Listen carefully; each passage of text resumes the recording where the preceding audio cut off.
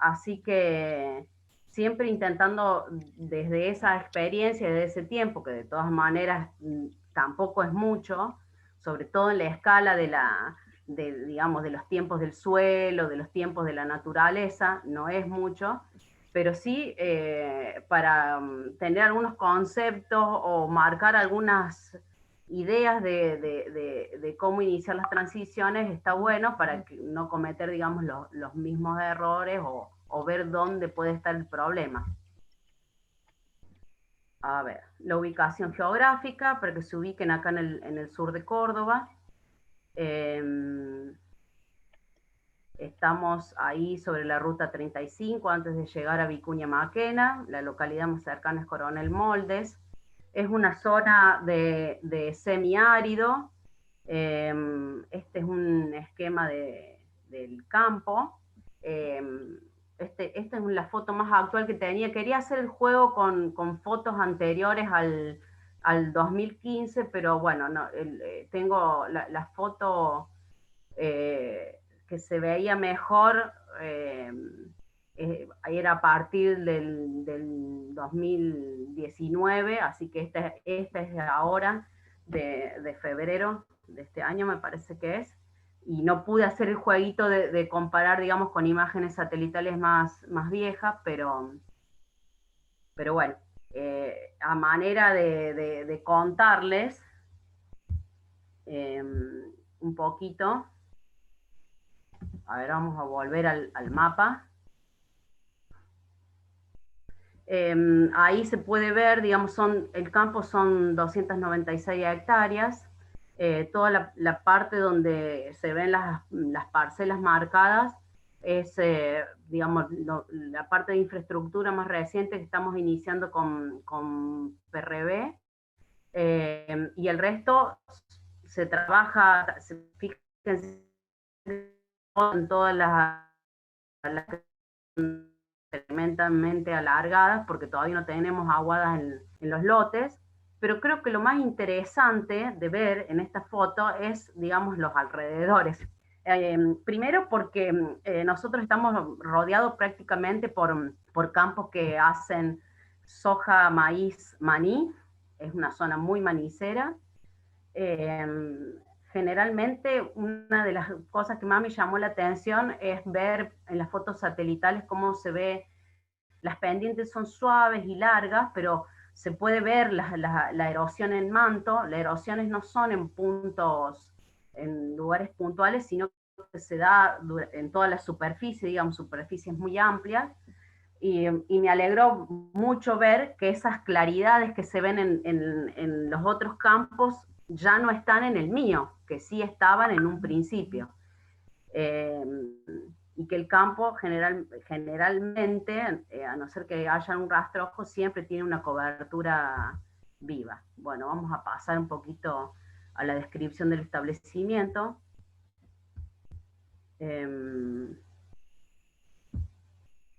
Está bajo la forma de sucesión, así que somos muchos los dueños del campo, todos somos dueños y ninguno disponemos tampoco. Es una situación compleja, que creo que este año de a poquito lo vamos a intentar a resolver. La administración judicial está a cargo de mi mamá, que se llama Celia Campos. El asesoramiento lo hacemos yo y Laura, o Laura y yo mejor. Hay un empleado permanente.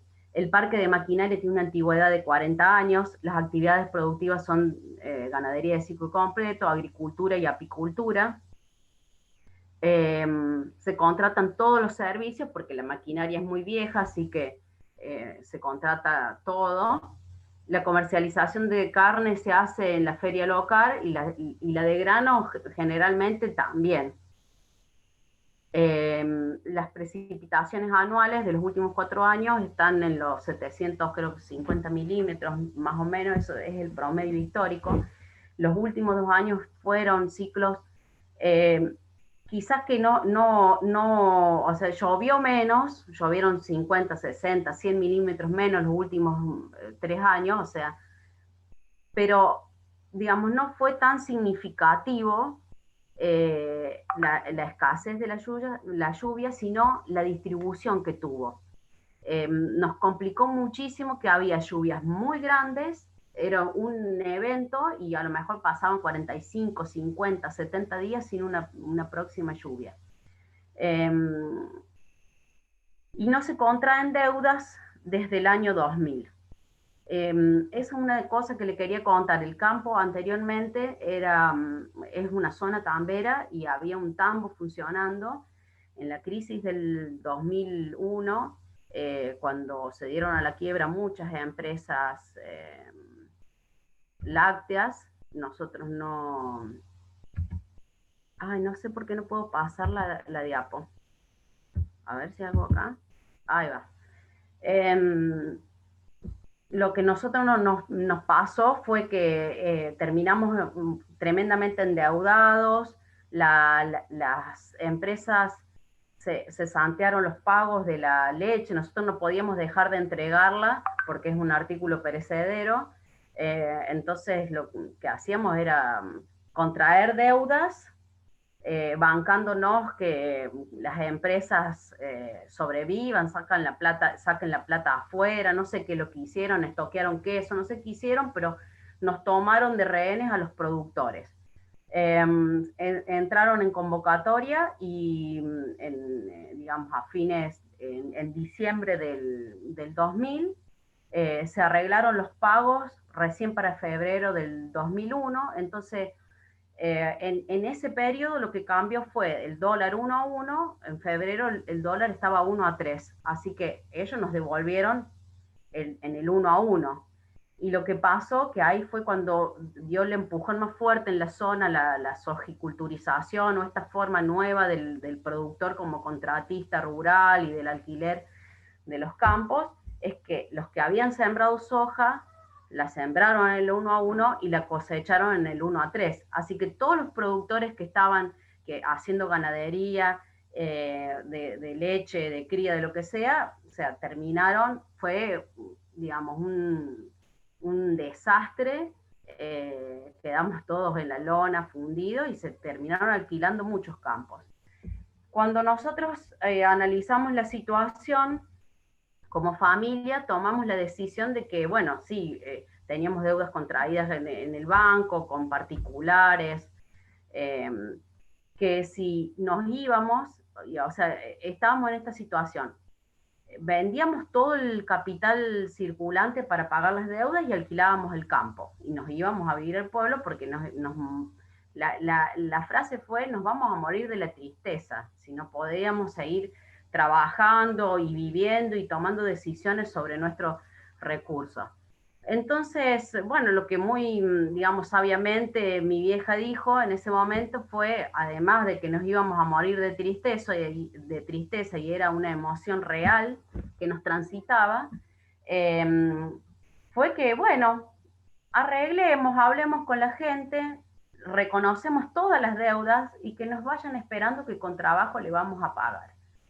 Y así fue como fuimos refinanciando, hablando con el que le debíamos semilla, reconocimos las deudas, seguimos trabajando y de a poquito fuimos pagando. Lo que sí tomamos la decisión fue salir del sistema este donde la industria láctea iba a decidir si vivías o morías, esta relación, digamos, enfermiza en ser el departamento de producción de una agroindustria.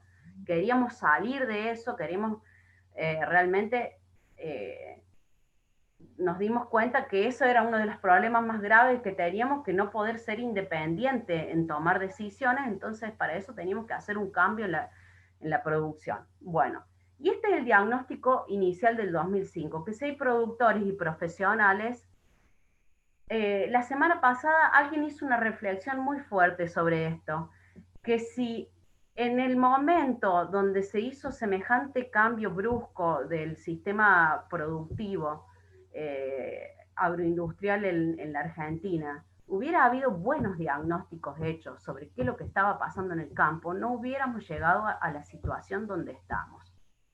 Y me llegó mucho como profesional eso, porque, pucha, realmente los que estamos dedicándonos a la agroecología, y para la gente que está, que sé que está por acá en la charla, que da charlas y hace cursos y prepara cosas para hacer extensivo esto, sabe que un punto muy fuerte es el de hacer buenos diagnósticos, que los diagnósticos se hacen campo por campo, incluso lote por lote, y que el diagnóstico tiene que tener una perspectiva humana de lo que le está pasando al productor y lo que está pasando en la comunidad también. Entonces, creo que es uno de los pilares más fuertes que tiene el enfoque agroecológico, es hacer muy buenos diagnósticos. Y este diagnóstico que a mí me trajo hasta acá, la verdad creo que fue un buen diagnóstico. Yo lo hice, me tomó un año en su momento, de ver cómo estaba funcionando el campo, y bueno, ahí planteamos los objetivos, que era seguir viviendo en el campo, y los otros objetivos era darle estabilidad al sistema productivo frente a la variabilidad climática, porque estamos en una zona semiárida donde se marcan mucho los ciclos húmedos y los ciclos secos, las variaciones del mercado, de la economía y de todas las políticas que nos afectan de una forma u otra. Digamos, el programa que no se pone en marcha, o por acción o por omisión, siempre nos afecta. Y lo que hubo un foco es que todo lo que se hizo, lo que no se hizo, fue siempre desfavorable para las producciones familiares en los últimos años. Y eso hay que ponerle nombre y apellido. Fue así, en algún momento sirvió que nos fuéramos, sirvió que la pampa húmeda dejara de hacer ganadería, las instituciones lo sabían también, y bueno, y le pusieron todo el foco, estuvo puesto ahí en que dejáramos ese espacio libre para hacer soja, para hacer commodities. Y las estrategias, que yo en ese momento eran estrategias y después me di cuenta que eran parte de un enfoque agroecológico, probablemente de todas estas, de esta bueno, de todo este conocimiento, no me sale la palabra, que yo venía tomando de profesionales y de cosas que escuchaba, que tiene que ver con el enfoque agroecológico, que era, necesitamos aumentar la cantidad de especies que usamos. Nosotros las especies que usamos nos basamos en 3 especies en la producción en campo, que era el maíz para el verano, avena para el invierno y algún lote de alfalfa que no superaba el 15-20% de la superficie. Pura, todo puro, ¿no? Y se hacía dando vuelta el suelo de 2 a 3 veces al año. Hacer efectivo el ciclo del agua y de los nutrientes, regenerar el suelo. El campo tenía problemas terribles de erosión. O sea, los callejones eran cárcavas por donde pasaban las vacas, los lotes se volaban porque en algunas partes el suelo es muy arenoso, la compactación tremenda, encharcamiento, todo todo el peor escenario estaba puesto en el campo en ese momento, con un nivel de degradación muy alto de todos los años digamos, de tambo, de agricultura, que venían de todas las generaciones que lo habían estado habitando.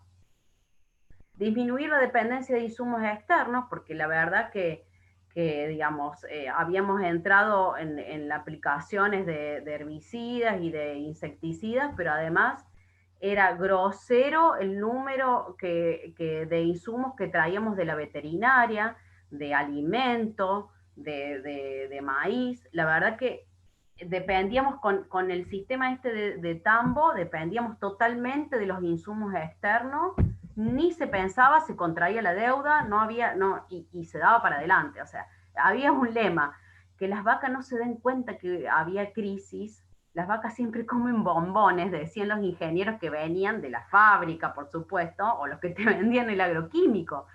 Y yo digo, ¿y el humano dónde estaba? O sea, a todo esto. Se te caía la casa a pedazos, pero no importa, las vacas no se tenían que enterar de la crisis. La autofinanciación, fomentar las nuevas formas de comercialización locales. O sea, nosotros a pesar de que yo todo este tiempo, lo único que vi fue un éxodo rural, porque eso lo vivimos, o sea, yo, si había una cosa que estaba dentro de los objetivos, era que no me quería ir a vivir al pueblo, a la ciudad. O sea, y veía cómo mis vecinos se iban y en muchos casos te dejaban encargado el gato, el perro, porque no tenían patio, o las gallinas. Y eso lo vivimos, lo transitamos. La gente que tenía tambo se fundió, se fueron las familias que vivían ahí, eh, que más o menos en una escala de entre 50 y 80 hectáreas había un tambo.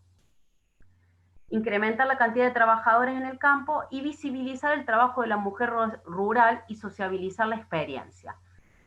Estos últimos puntos no los fui agregando con el tiempo, no estaban adentro del diagnóstico del 2005, y con el tiempo empezaron a surgir todas estas cosas nuevas.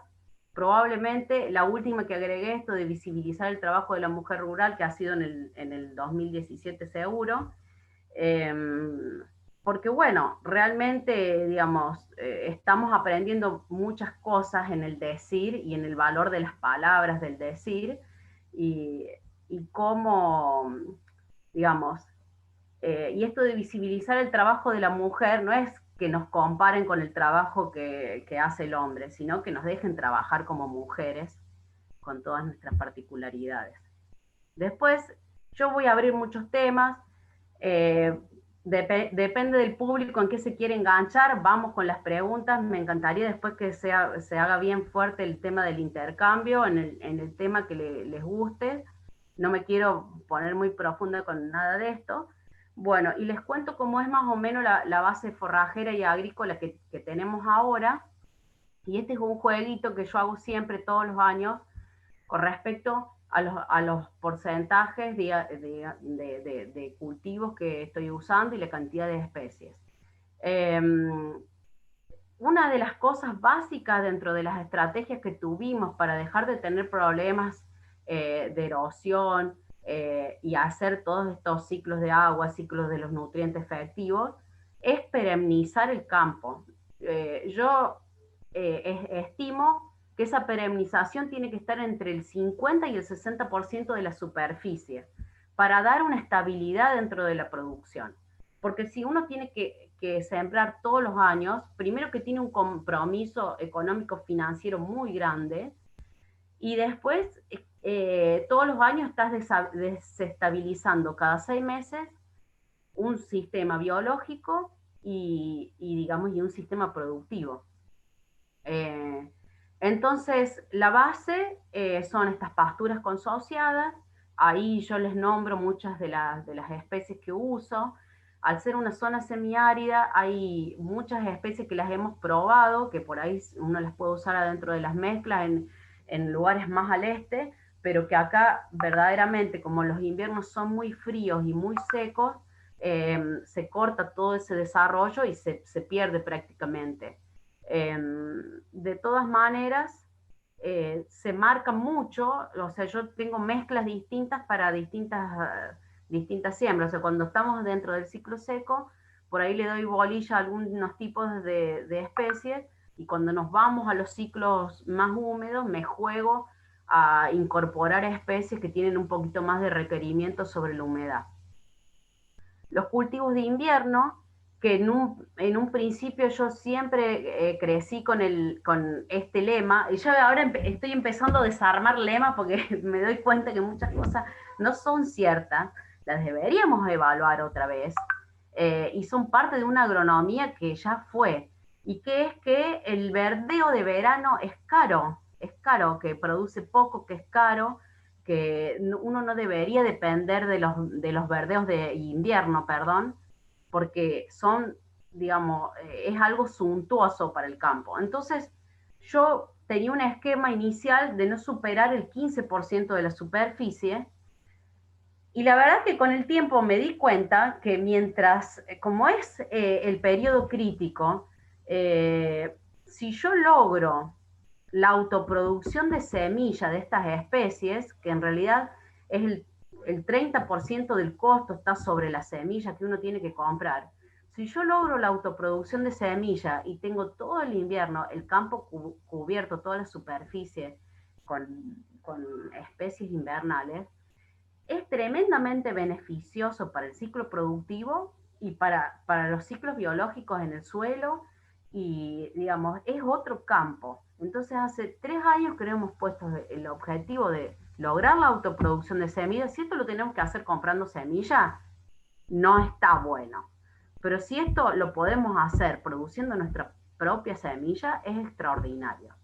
Es un cambio brutal en los índices productivos, pero además en la vitalidad del suelo, o sea, tener el suelo cubierto, y ese es el jueguito que yo les quería plantear. Fíjense que hoy está el 48,5% de la superficie son pasturas consociadas, y tenemos el 46,6%, o sea, prácticamente si lo sumamos, no hay un pequeño porcentaje que puede ser alguna parcela que quedó sin sembrar, pero prácticamente está en la totalidad del campo cubierta, viva, y en el verano pasa exactamente lo mismo, y lo mejor de todo es que pasamos de trabajar con 3 especies a trabajar con 14 especies que estamos sembrando, de las cuales muchas, la mayoría producimos la semilla, y que además se han agregado en estos 15 años, porque nosotros veníamos en una situación de degradación tan grande que en algunos lugares no venían ni los yuyos, o sea, por contaminación o por degradación ambiental. Entonces, incluso hay una recuperación muy, muy fuerte en la cantidad de especies que se están dando como especies adventicias en el campo, que creo que puede ser bastante una situación en la zona núcleo. Nos pasa que cuando vemos, está deprimida hasta la diversidad de especies en las malezas, o sea, porque cuando uno revisa cualquier lugar no intervenido, es exponencial la cantidad de especies. Y nosotros tenemos sistemas tan degradados y simplificados que ni siquiera tenemos variedad en las malezas, o sea, las contamos así, decimos, son 5 las problemáticas. Vamos a la otra. Ustedes vayan viendo cómo vamos con el tiempo. Acá les pongo unas fotos para mechar. Sorgo blanco. Fíjense las malezas, miren qué bonito, está lindo el leucine. Estaba para hacer rollo de leucine este año, pero como nosotros lo pastoreamos helado, y tiene un sistema radicular que es fantástico, hace maravillas en el suelo. Ahí mijo, este año probamos con el mijo, eso se estaba vendiendo como harina. Eh, Fue muy, muy bueno. La estrategia de este año, como venía tan seco y no teníamos cargados los perfiles, fue que todas las siembras tempranas eran con especies de poco requerimiento de humedad para el desarrollo. Y a medida que fuimos avanzando en el verano, todas las especies que requerían un poquito más de humedad las pusimos en fechas muy, muy tardes en siembra, y la verdad que estuvo buena la estrategia. Hemos logrado, o sea, hemos logrado todos los cultivos que hemos hecho. Bueno, esto acá hay una foto de una pastura consociada, con gramíneas invernales y con suelo cubierto, que esa es otra cosa que siempre nos estamos fijando, que las parcelas queden con suelo cubierto.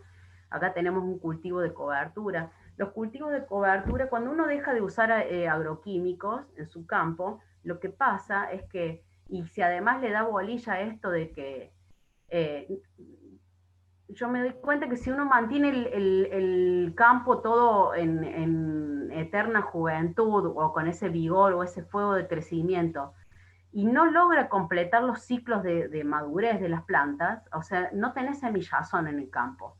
Entonces a eso nosotros les empezamos a dar bastante bolilla, a lograr que una parte, lo que más se pueda llegue a la semillazón, para lograr un banco de semilla.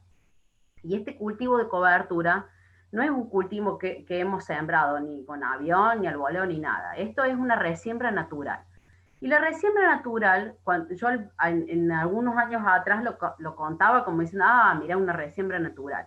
Y la verdad es que ahora, todos los años tenemos espacio, que no he sacado cuánto es el porcentaje, pero que se dan resiembras naturales. Generalmente Eh, Generalmente se da sobre los maíces, se da sobre a donde hay semilla y hay condiciones para que nazca, aparecen estas resiembras naturales y más que contarlas como anécdota, tenemos que empezar a decir que es algo posible, que es posible de lograr, que se logra con manejo, eh, que está buenísimo.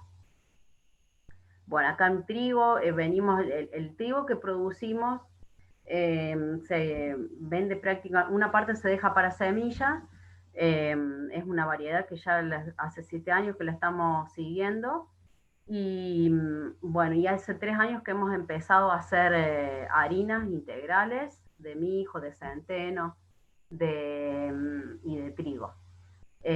Los maíces, usamos maíces que son variedades, o sea que semilla propia también, que venimos siguiendo. ¿Qué más hay? Y pasamos a la ganadería, porque digamos, al tener esta connotación de tener ciclos, digamos, es una zona que está muy al límite de la producción de agricultura o de cereales. Entonces, digamos, nuestro pilar siempre es la ganadería, lo que nos mantiene y nos da sustentabilidad económica y financiera es la ganadería. Y la agricultura se vuelve oportunista, de cuando te queda un lote limpio, que pudiste hacer un buen barbecho de diente, o que en la sucesión las malezas están deprimidas, y ahí entramos a una escala de parcelas, las parcelas generalmente están entre 2 y 4 hectáreas, ahí entramos a hacer la agricultura.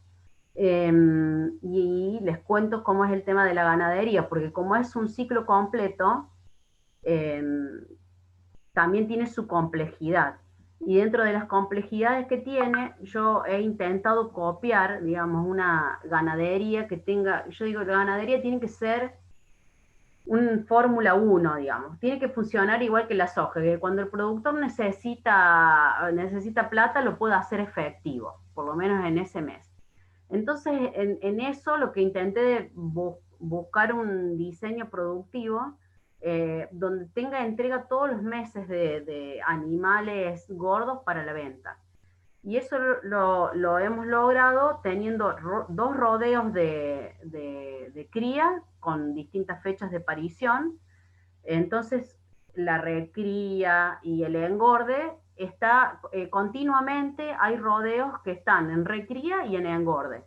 Y prácticamente se vende todos los meses. Eso es lo que nos da la posibilidad de ir copiando lo que pasa con la inflación en el país. Porque el problema grave de la cría es que cuando uno tiene los terneros y los tiene que salir a vender en marzo, además que están todos con los dientes afilados porque ahí deprimen el precio para poder llenar los filos, eh, y no te da, digamos, cintura para cambiar mucho las fechas.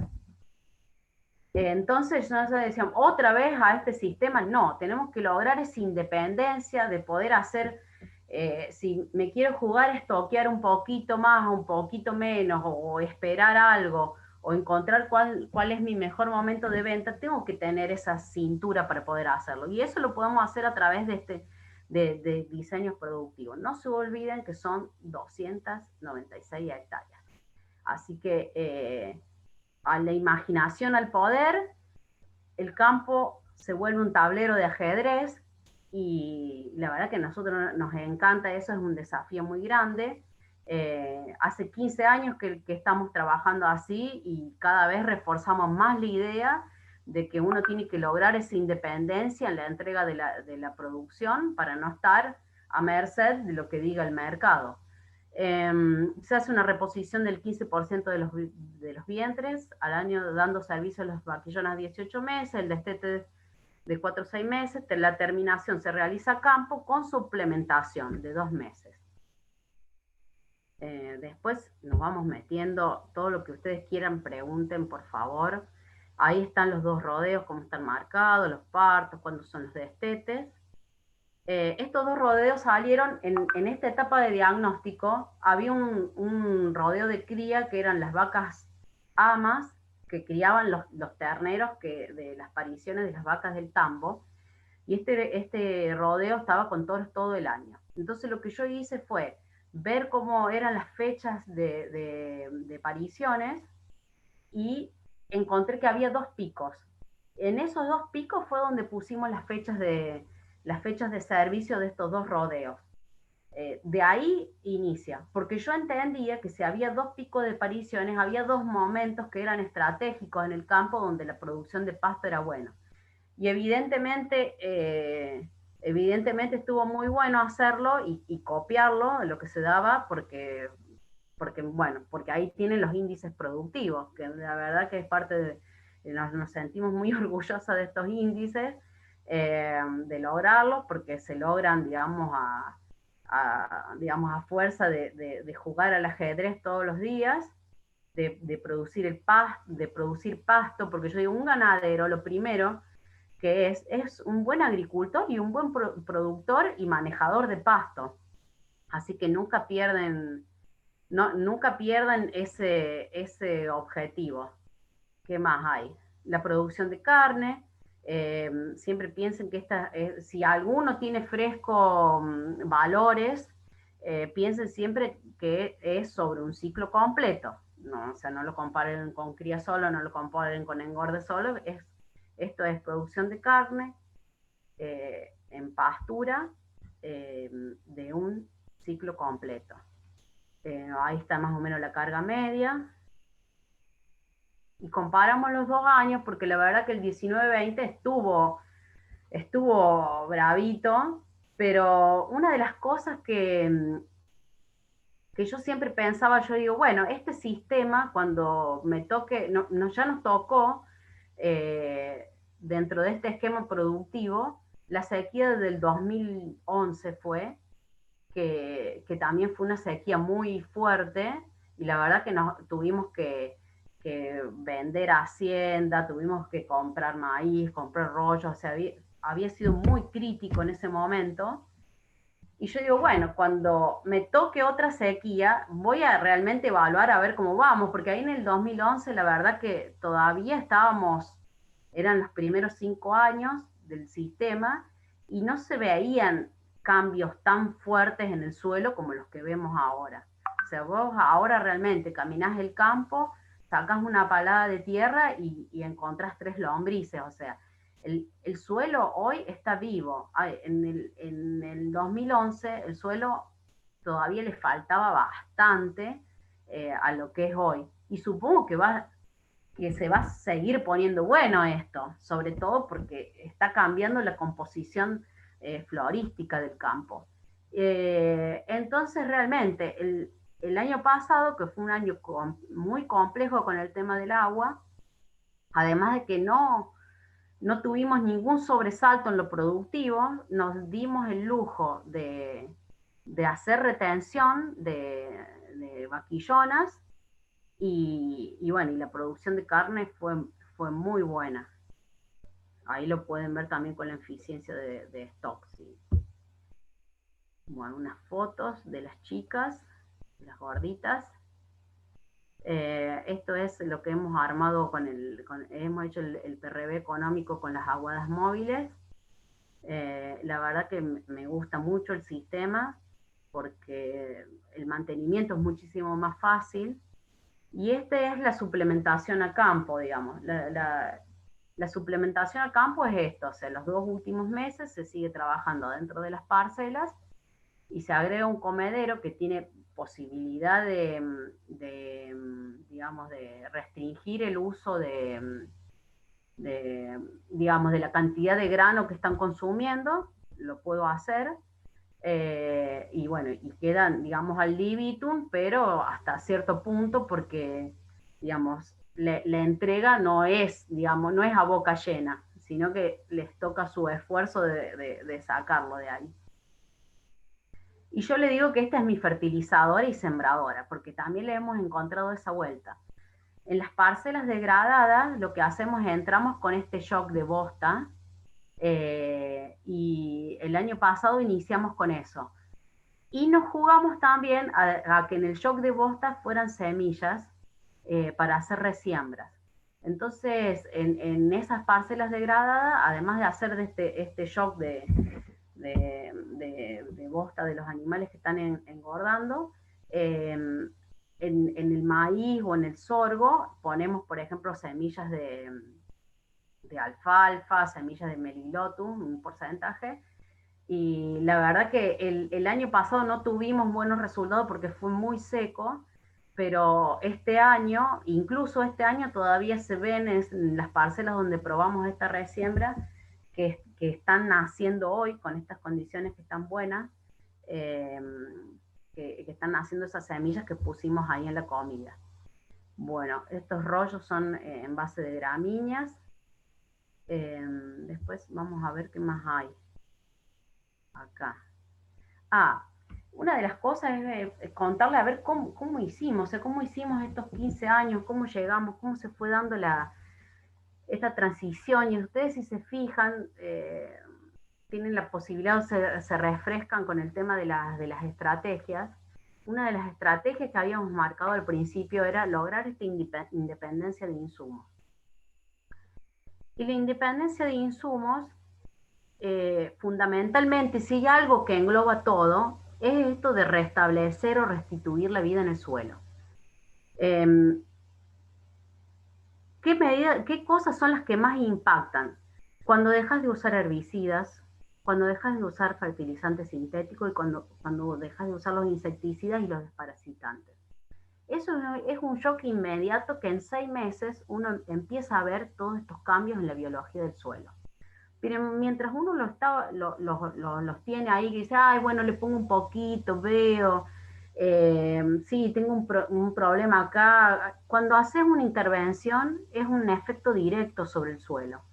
Yo sé que probablemente debe haber trabajos que lo evalúan, pero digamos, al ojo del productor tiene que estar esa mirada de qué es lo que está pasando en el suelo.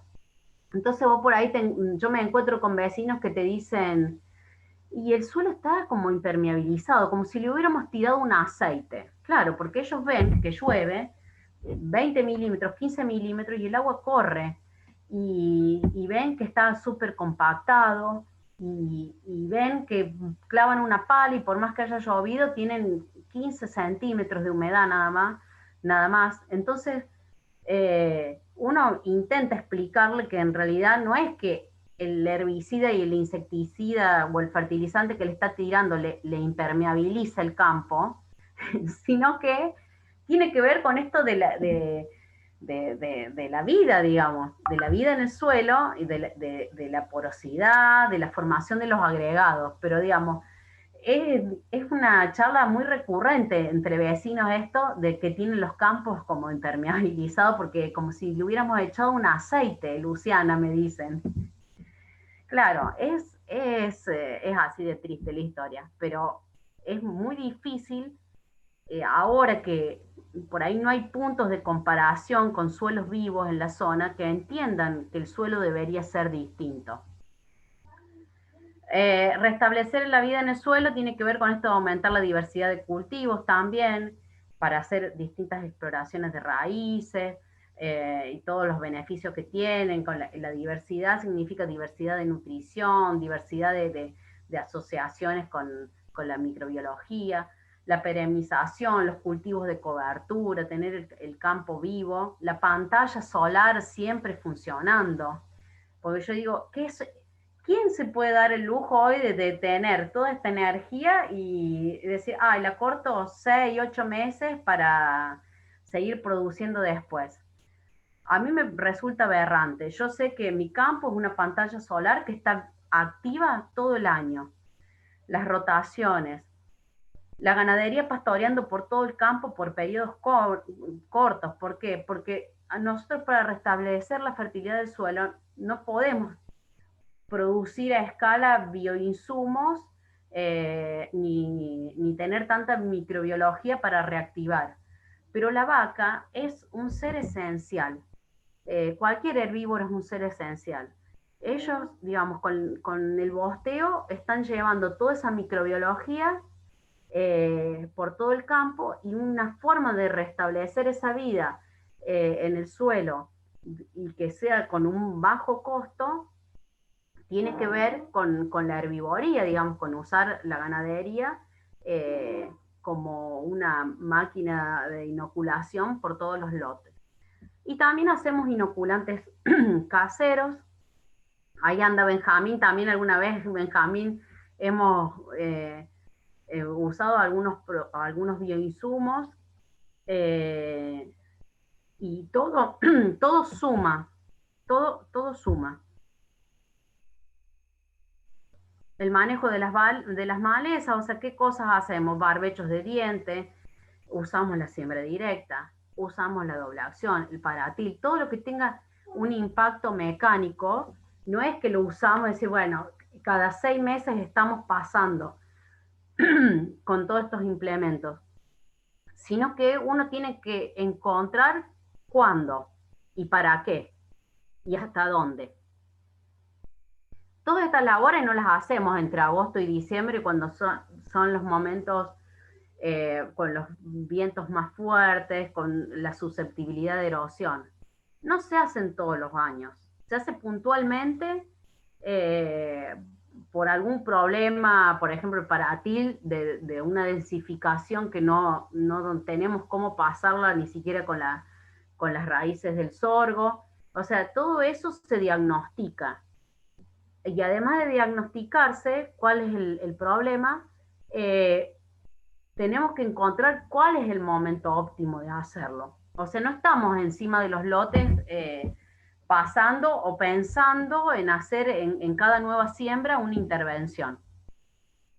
Reja plana, el boleado de semillas para ocupar nichos, eso la verdad que nos ha dado muy buenos resultados también.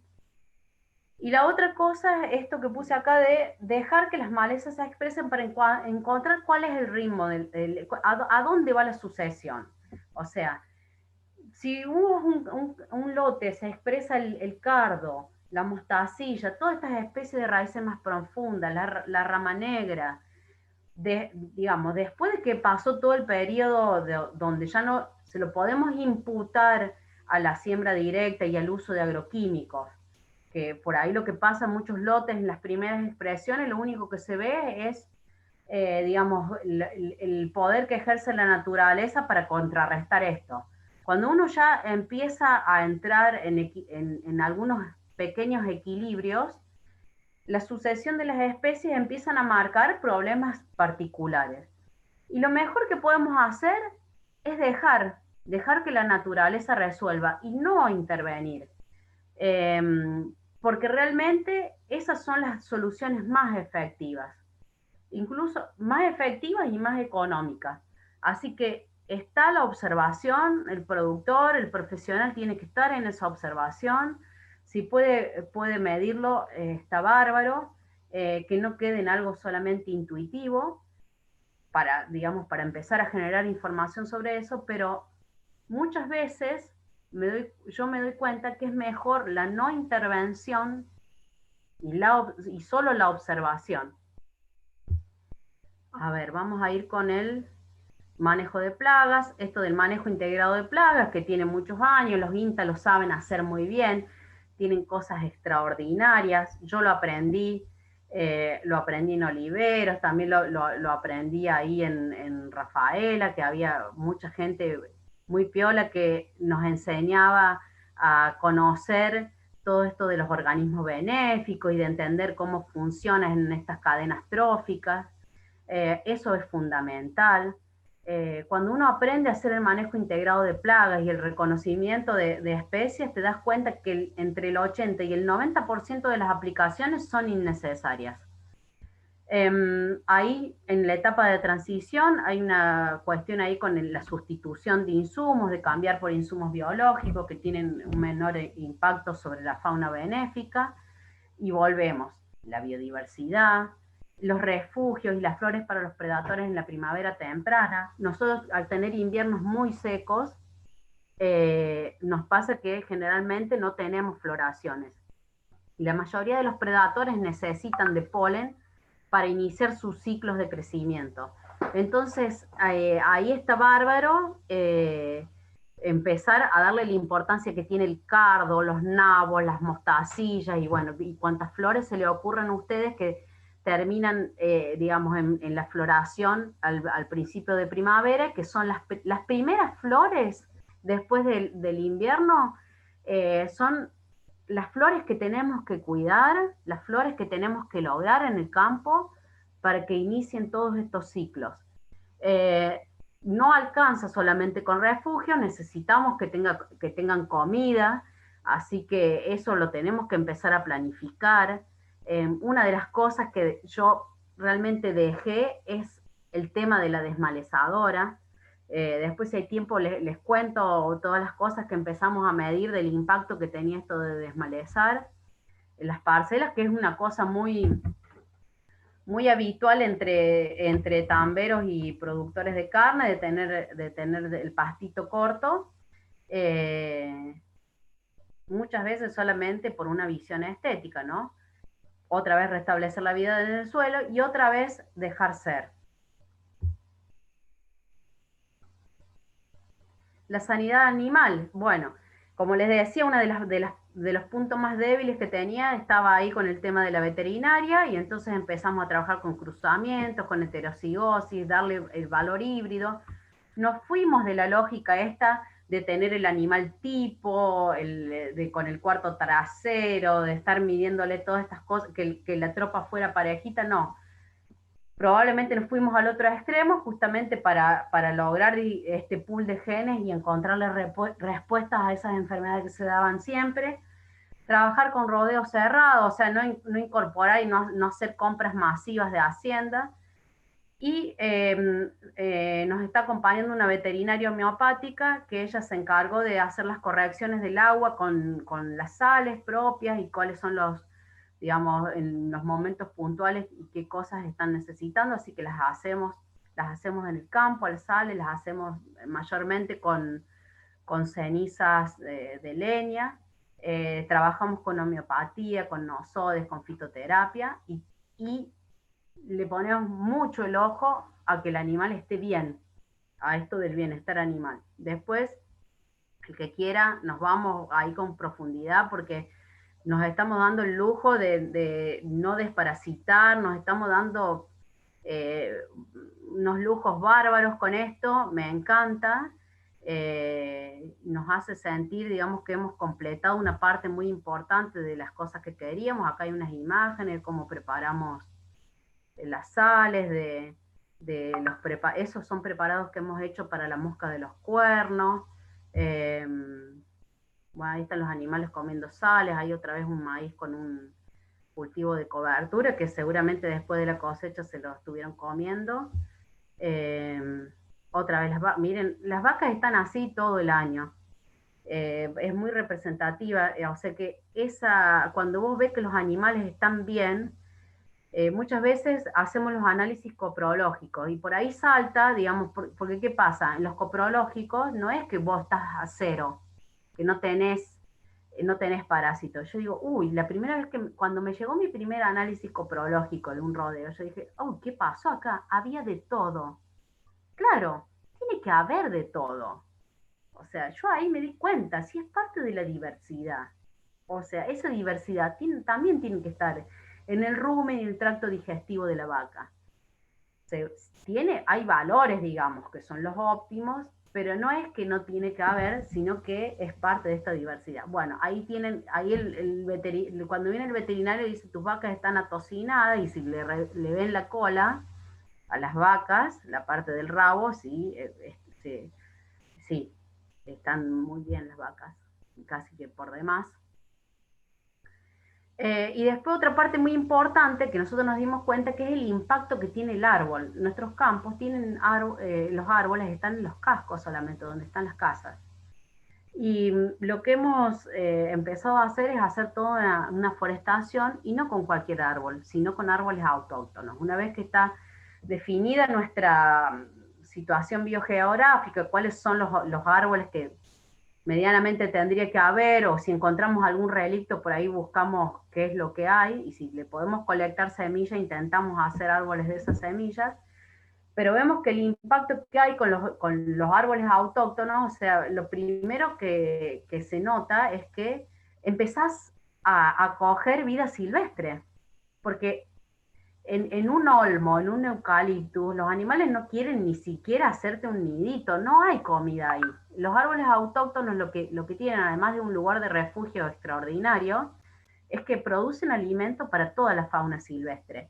Y entonces vos empezás a ver una dinámica distinta en el campo, con un montón, o sea, todas esas especies que yo le digo que se empiezan a presentar en lo vegetal, también pasan en lo animal. Eh, en las aves, en las aves que empiezan a nidificar en el campo y que antes estaban solamente de paso, en los mamíferos, en los pequeños mamíferos, en los predadores que vienen después. Y una de las cosas que se nota quizás al final, porque es de las más sensibles, es el tema de los reptiles. Los reptiles, como son tan dependientes de la calidad del agua, lo primero que notamos en los campos cuando inician las transiciones es que o sea, encontrar un sapo es muy difícil, una lagartija, una iguana. Y eso con el tiempo, la verdad que en estos 15 años nosotros empezamos a ver toda esa reconstitución en la flora y en la fauna autóctona. Y además lo que hacemos es reforzar, digamos, ese camino que está haciendo la naturaleza, que probablemente no sea una vuelta a un paisaje de lo que era, porque el paisaje está totalmente, digamos, interrumpido en su sucesión, pero sino encontrar este nuevo equilibrio donde tiene que ver, donde todo suma cuando uno aumenta la biodiversidad del campo. Bueno, algunas cosas yo las cuento porque mucha gente me pregunta, ¿y qué diferencia tiene un árbol autóctono con un álamo? Y sí, hay muchas. Yo, lo primero, digamos, que para mí sintetiza todo eso es ese diálogo que tiene con el suelo y el clima, donde él se ha desarrollado por millones de años, que no tiene nada que ver con especies que son exóticas digamos, de otros lugares. Entonces eso es muy importante, acá hay algunas fotos. Después está toda esta cuestión de que el autóctono es muy lento y la verdad que no, que si uno le da los cuidados normales que le daría cualquier otro tipo de árbol, el desarrollo es muy bueno. Y acá, dentro de la estrategia, vieron que yo puse que era tener más trabajadores en el campo, porque eso es lo que vemos, que lo que hace la agricultura esta de contratación es que tienen muy poca gente para cantidades extraordinarias de superficie. Y yo dije, bueno, algún día, siempre dije, les voy a sacar fotos a los que vienen a trabajar. Y como que me da cosita, porque yo las interrumpo justo en ese momento que están ahí trabajando, me van a decir, ay, qué cholula, ¿dónde la van a publicar? No sé, bueno. La cuestión es que no tengo fotos porque me da cosita sacarle fotos, pero acá más o menos está toda la gente que trabajó el año pasado en el campo. Y seguramente alguno me quedó colgado. Y la verdad que el campo está súper vivo, súper lleno de gente. eh, y son 296 hectáreas. Y la verdad que habría lugar para que vaya a vivir otra familia y se incorpore más gente. O sea, cuando uno empieza a aumentar todos estos pisos productivos con las distintas especies que maneja, digamos, es extraordinaria la cantidad de trabajo que hay. Así que, bueno, es para mostrarle un poquito, para los que por ahí tienen la agroecología es esto también. Cuando nosotros hacemos los primeros gráficos que se hacen de los impactos que tienen en los costos, cuando disminuís el tema de los insumos, y sí, la verdad que el tema de los insumos prácticamente los volvés a cero por algunas cosas puntuales, pero la mano de obra, digamos, escala, tiene una escala prácticamente si uno quisiera, hasta superior a al costo que tiene el insumo. Lo que pasa es que en la agroecología no lo vemos como un costo, sino como parte de un objetivo. Y eso, y eso es digamos, la pata social que tiene la agroecología, que muchos profesionales están preocupados por la cooptación del término. Yo la verdad que no me preocupa mucho, porque el que cree que puede coaptar algo es porque no está entendiendo la agroecología. No entiende. Y va a seguir siendo más de lo mismo y no va a ser agroecología. Agroecología es esto, es esta vida que yo les estoy contando, y todo este trabajo que se genera y todos estos vínculos. Bueno, ahí hay algo con los cajones. ¿Ves? Ahí en la lista todavía me faltaron los apicultores.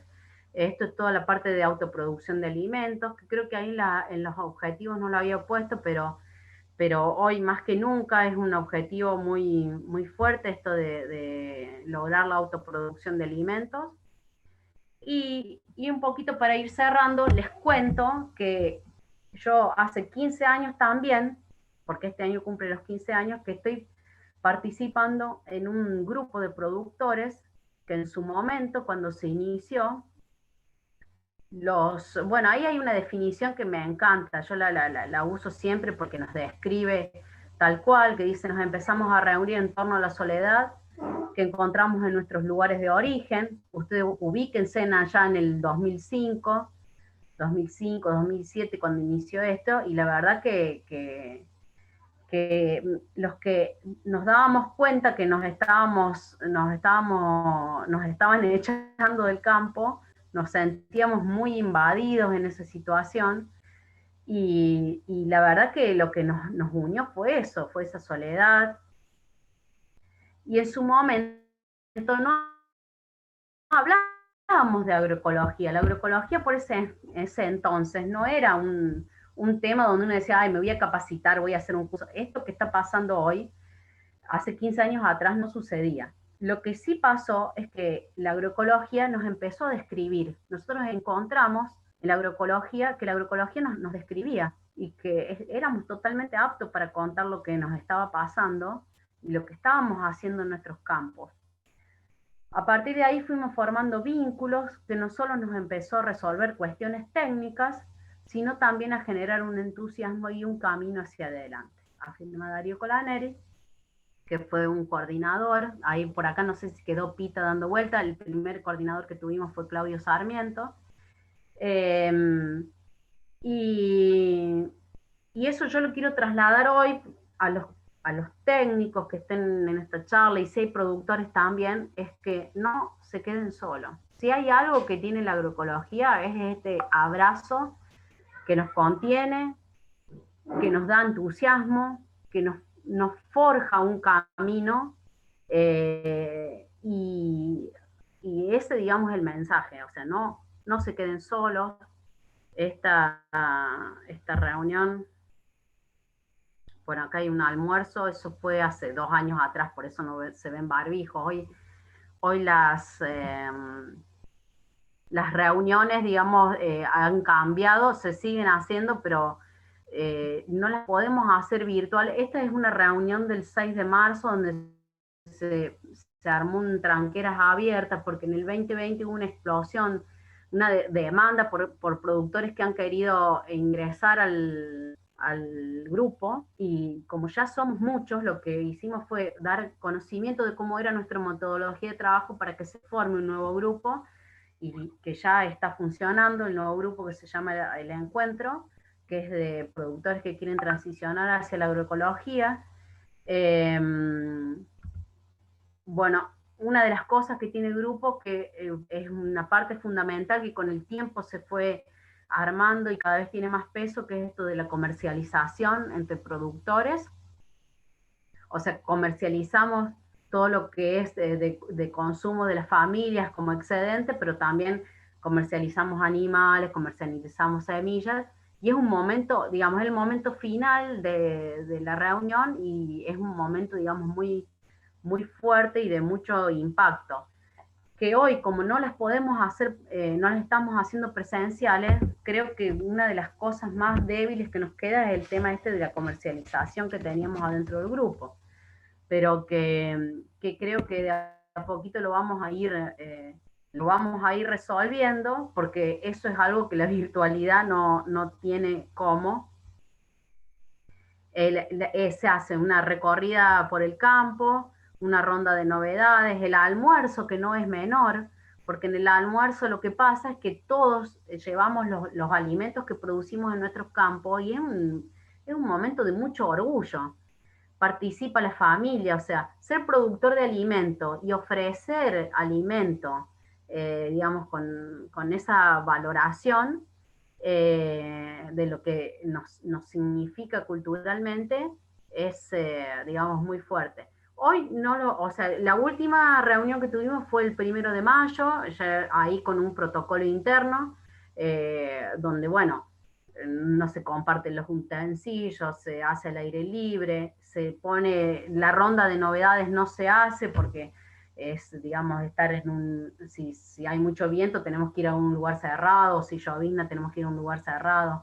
Entonces, muchas cosas las fuimos cambiando y creo que ahora iremos a retomar en agosto y mientras tanto estamos con rondas de novedades que son virtuales. Bueno, y ya ahí yo voy a ir cerrando. No sé cuánto tiempo me llevó, Fabi. Les dejo esto para los que quieran, necesiten contactarse. Estamos muy bien con el Y tiempo. bueno. Estamos muy bien con el tiempo, Luciana. Yo me fui anotando algunas preguntas que fueron haciendo en el chat y te las voy a ir leyendo. Carlos en un momento te preguntó si digitaria y grama las usás en consociaciones y con qué otras especies. Hola Carlos. Mira, la verdad es que lo que nosotros resolvíamos, o sea, porque las mezclas para las pasturas consociadas, fíjate que generalmente se hace una consociación, como la dominante siempre es la alfalfa, generalmente es la alfalfa, siempre se intenta consociar con gramíneas invernales. Pero ¿qué pasa? En los lugares que son muy secos, las gramíneas invernales, los años húmedos andan y los años secos las perdés. Eh, entonces yo lo que busqué, yo digo, tenemos que encontrar una mezcla donde podamos, digamos, hacer, diferir volúmenes al final del otoño o al principio del otoño, de gramíneas que hagan su ciclo en el invierno, hagan el ciclo, perdón, que hagan su mayor expresión en el verano para diferir ahí en la consociación hasta la entrada del invierno o entrado ya el invierno. Y ahí fue cuando empecé a usar en estas mezclas las megatérmicas. Para mi sorpresa, lo que yo noté en mi campo, hay tosca, es una zona donde hay partes de los lotes que tienen tosca, donde en la sequía, como no hay tamaño de maceta, se muere todo. Lo que yo noté es que, digamos, la dinámica que tienen estas megatérmicas, que son de raíces muy superficiales, se bancaban muy bien eso y no se perdían. Entonces, de a poquito lo que hago es, las voy incorporando en las mezclas, creo que las dosis son homeopáticas para ver cómo se van desarrollando, porque en realidad lo que a mí me gustaría es estimular las gramíneas de verano que son propias del campo. Pero en algunos casos puntuales, donde hay problemas severos, como puede ser la tosca, o como puede ser, digamos, que en algún lugar que tenga, no tengo más voladura hace 15 años, pero hay algunos micromédanos en el campo que se han formado por mal manejo. En esos lugares también, como sé que cuando llega la etapa seca, si no la leguminosa o la gramínea que esté no llega a la napa a tomar agua, se pierde. Y ahí es donde yo me animo a jugar con estas especies, pero siempre soñando con la reintroducción de las especies que son del pastizal. Eh, Sueño que se viene de a poquito, o sea, esto, además de forestar con árboles autóctonos, de a poquito estamos forestando con gramíneas que son de la zona. Lo hacemos, digamos, una cosa, es muy artesanal, pero el tema es reintroducir en el campo todas esas especies de valor forrajero que tiene nuestro pastizal, que son superiores, totalmente superiores a las megatérmicas. Entonces, bueno, ese es el camino que estamos haciendo, nos ha dado resultados, pero queremos seguir avanzando, vemos que es ahí, o sea, la idea es, cuando uno hace una pastura consociada, es no romper más, o sea, es perennizar para siempre, o sea, entonces la combinación, el tema es que nosotros no arrancamos desde cero, nosotros empezamos desde -10 con campos que están erosionados, sin materia orgánica, totalmente contaminados con el uso de agroquímicos. Entonces, arrancamos de situaciones pésimas y agravado a que la biodiversidad en toda la zona está totalmente deprimida. Es la particularidad de mi campo. Hay muchos lugares que todavía tienen de dónde tomar o que a lo mejor la situación de degradación no es tan severa. Pero nosotros, la verdad que tenemos que reintroducir cantidades de especies. Pero ese es más o menos el caminito que estamos llevando intuitivamente. Ahora te sigo con otras preguntas. ¿Querés que te saque el modo de compartir pantalla? Así nos vemos. Sí, perdón. Ahí lo hago yo, creo que me va a salir. Ahí está. Te digo, Patricia pregunta, ¿qué variedad de maíz y de trigo usás? Bueno, el maíz es un maíz que hace un productor del grupo Nueva Semilla, que es Claudio Demo, ¿sí? Él tiene el chucul y tiene un par más de variedades. Y trabajamos con esas. Intentamos hacerle este mejoramiento de todos los años, de elegir las mejores espigas, los mejores granos, y la verdad que a veces nos pasa, que eso está re bueno del grupo, porque a veces nos pasa que, digamos, son semillas que compartimos entre todos los productores, y si se da algún año seco, como la diversidad de ambientes, estamos muy dispersos en la provincia de Córdoba, eh, todos los productores, entonces todos tenemos semillas. Si alguien no puede cosechar, está, digamos, tenemos la posibilidad de conseguir semilla de alguien que logró cosecharlo en otra zona de Córdoba, por ejemplo, o con alguna eventualidad de la piedra y esa. Esa es la variedad de maíz. Y el de trigo es un, no sé, les voy a decir, Noval 111, no sé. Es un trigo pan que lo venimos siguiendo hace años y con esa filosofía digamos, de ir cosechando siempre los mejores lugares para hacer la semilla, de hacer toda una selección sobre la semilla y sobre todo por la sanidad de la planta. El tema de la semilla no es menor.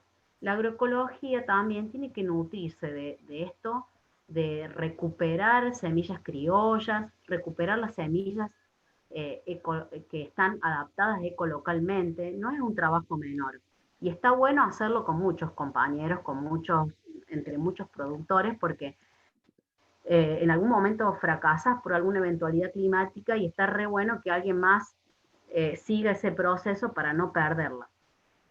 Económicamente habría que empezar a ponerle números a esto que significa la autoproducción de semillas y cuál es la importancia que tiene para estos sistemas productivos, más allá de cuidar el acervo genético, digamos, y todo esto que, digamos, es fundamental.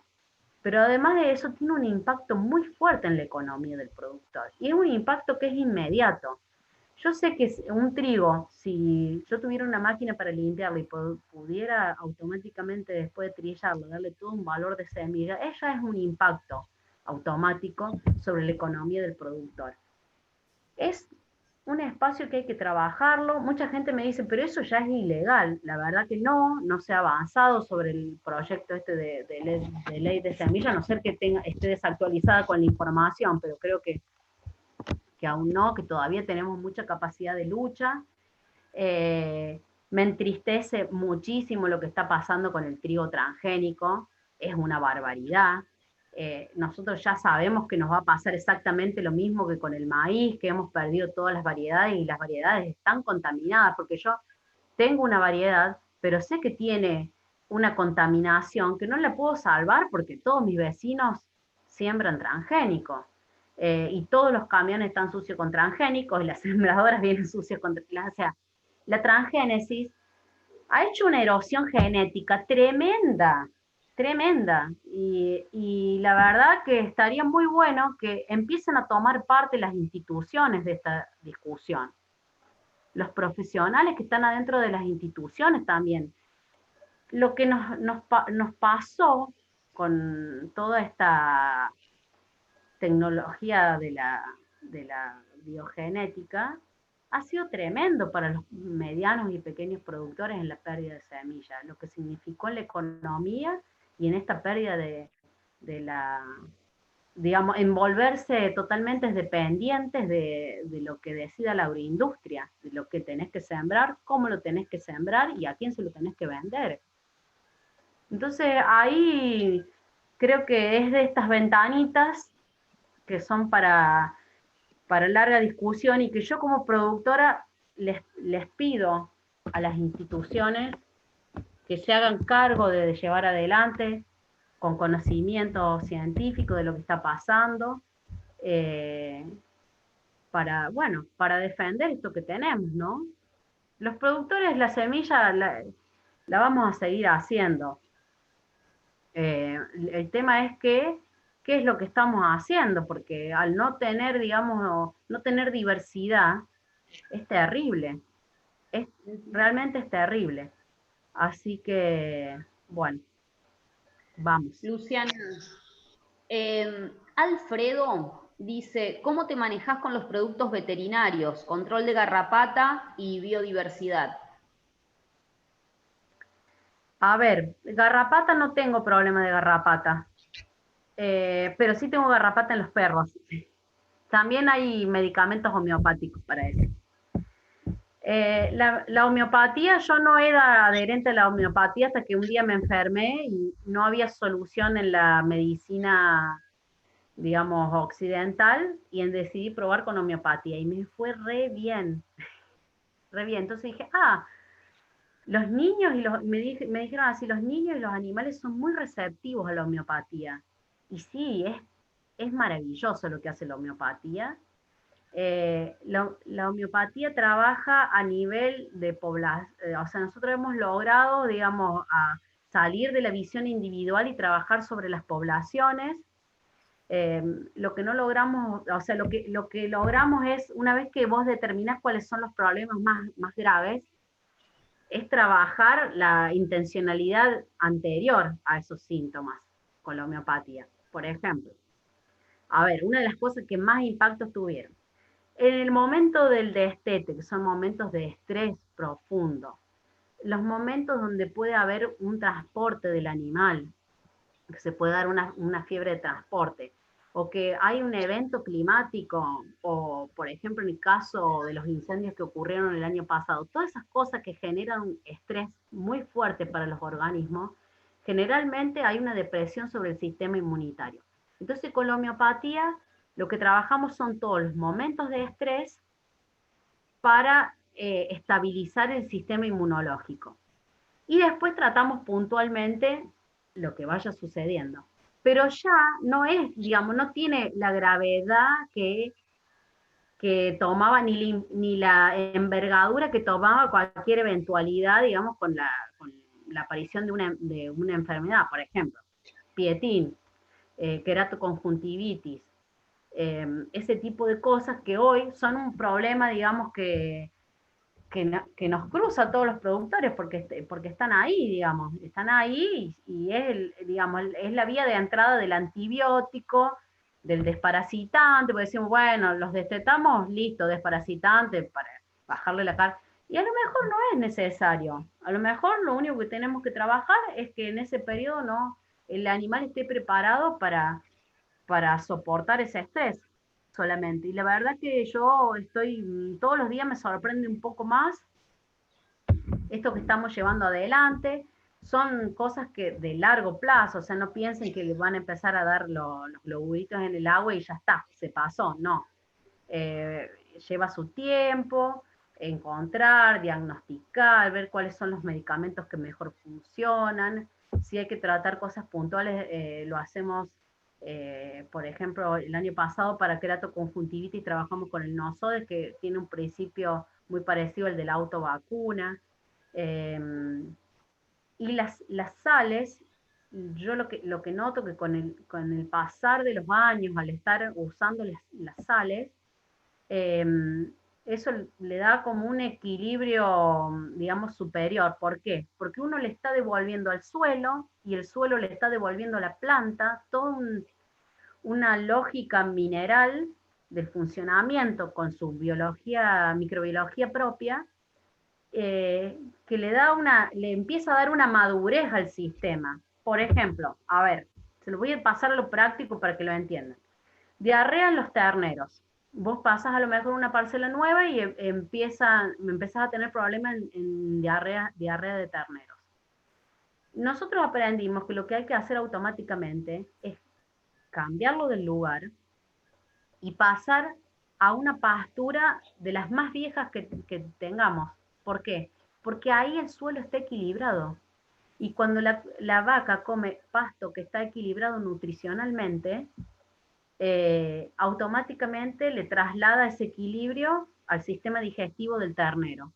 Y es maravilloso. O sea, yo hoy tengo pasturas que hace del 2010 que están produciendo de manera excelente y que me dan una estabilidad extraordinaria con respecto a la salud y a la producción, digamos. Los lotes SAFES son los lotes que están más equilibrados. Y bueno, y por ahí va el trabajo. Una más, Sí. quedan unas cuantas más. Pero Franco dice, ¿podés ampliar por qué no desmalezar producción ganadera, cría, alfalfa? Bueno, yo sospechaba que algo pasaba con la desmalezadora y una de las cosas que uno hace con el PRB es dar, digamos, son tiempos de ocupaciones muy cortos y descansos largos, ¿no? Para optimizar la producción de pasto. La desmalezadora, una de las cosas que notábamos en las planillas, en las primeras etapas, era que a lo mejor te hacías el cambio de parcela un viernes y recién entrabas a desmalezar el lunes a la tarde. Cuando querías acordar, ya tenías un rebrote. Bueno, esa fue una de las primeras cosas que nos dimos cuenta, que nunca la desmalezada copia exactamente el tiempo de ocupación que tiene el animal. Entonces, a veces nos estamos llevando rebrote y le estamos haciendo perder energía vital a las plantas. Entonces, ahí hay un impacto directo y digamos, se deprime mucho esa inmunidad de la planta en los momentos más importantes de su rebrote. Esa es una. Y la otra, una vez me di el gusto de con una máquina de... Porque yo me daba cuenta que había dejado de desmalezar y se estaba poniendo todo mucho más lindo. Yo, ¿qué está pasando acá? O sea, no más lindo, digamos, en la visión estética, porque eso es muy chocante, por la concepción cultural que tenemos de la maleza, pero veía el suelo y estaba muy bueno, veía el stand de plantas, estaba muy bueno, estaba logrando que las pasturas empezaran a lograr más, con una mejor vitalidad. Y entonces lo que probé es con la cortadora de césped, que háganlo ustedes, pruébenlo. Entonces tienen un autoconvencimiento y además lo aplican para cada campo. Salían los animales y cortaba con un parche con la cortadora de césped. Y empezaba a evaluar día a día, hasta los 30 días, qué era lo que pasaba. Lo, yo no sé qué suponía en ese momento que iba a pasar. Yo quería encontrar por qué estaba mejor donde no desmalezaba. Lo primero que noté es que tenés mucha más superficie para el hábitat de insectos predatores. Los más importantes son las arañas. El 80% del control biológico en una pastura consociada te lo hacen todos los gremios de arañas que tenemos en los distintos sustratos. ¿Por qué? Fundamentalmente porque tienen estructura para hacer redes, cazabichos. Esa es una. Estructura para la condensación de la humedad. O sea, el espacio que yo dejaba sin desmalezar condensaba muchísima más humedad. que el otro que estaba desmalezado. Mirá qué simple. Claro, hay más superficie expuesta. Y la otra, el animal nunca come el 100%.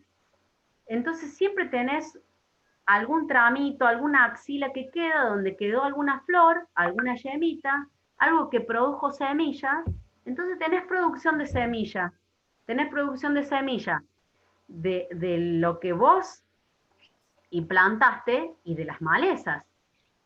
Tenés de las dos.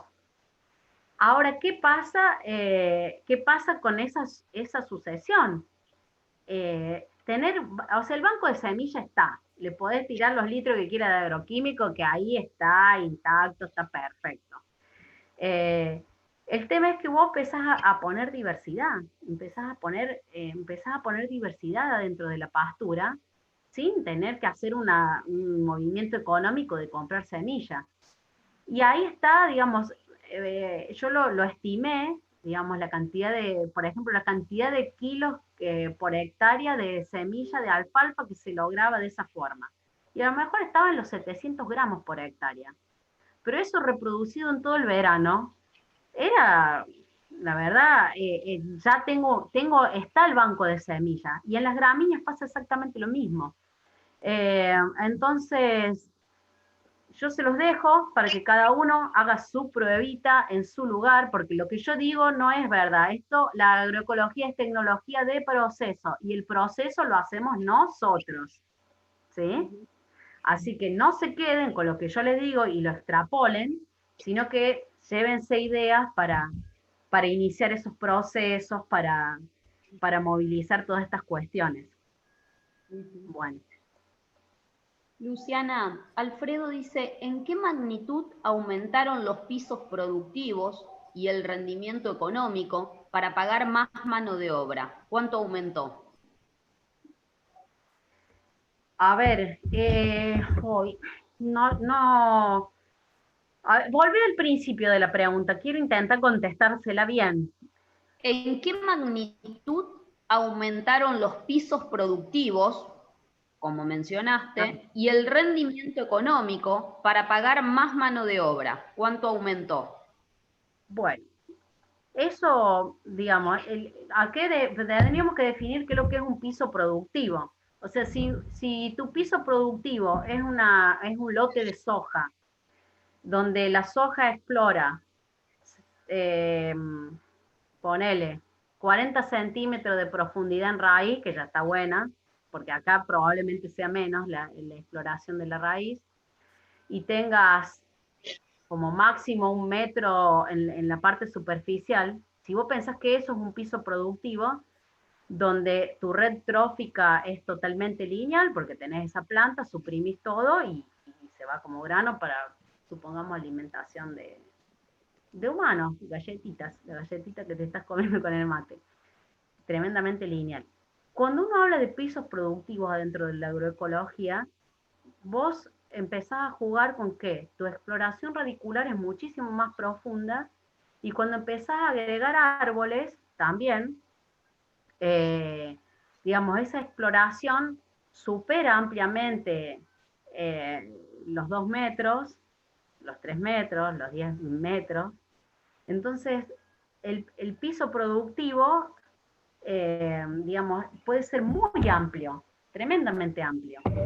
Y cuando uno habla de agregar pisos productivos, está hablando de no solamente de ocupar espacio, sino del nicho que se genera en el tiempo. Porque cuando miremos el ejemplo de un policultivo tiene distintos tiempos.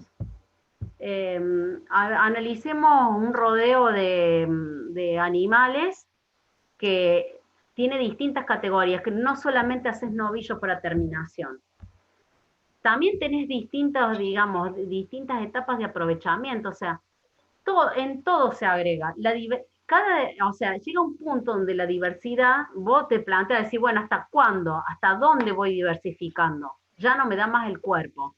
No me da más el cuerpo, entonces, ¿qué hago? Contrato gente. Si es que quiero, o sea, seguir en ese crecimiento. y si encontrás la persona idónea para hacer, por ejemplo, la explotación de leña de poda. Digamos, es un sueldo más, tranquilamente. Y nosotros podemos estar produciendo leña de poda, frutales, horticultura, carne de distinta diversidad. Podés arrancar desde pollo, huevo, cerdo, lo podés hacer porque incluso el momento, el tipo de pasto, el aprovechamiento, es distinto para cada especie. Y en cuanto, digamos, digamos, mi termómetro de que las cosas van bien económica y financieramente es esto, que no tengo deuda, que el campo es un modelo muy exitoso económicamente, eh, que nos damos algunos lujetes de, antes voy a decir, se te rompió un molino, lo tenías que salir a reparar, era una catástrofe. Es que te pasara algo así, y no, hoy no te mueve la aguja para nada, y podés contener cualquier situación. Esto que estamos transitando hoy, de la pandemia, sumada a la crisis económica que tiene el país, más la que se suma de manera internacional, eh, la inflación que hay, o sea, y estar parados acá y seguir proyectando el futuro y seguir creciendo como estamos creciendo, digamos, esa es mi medida.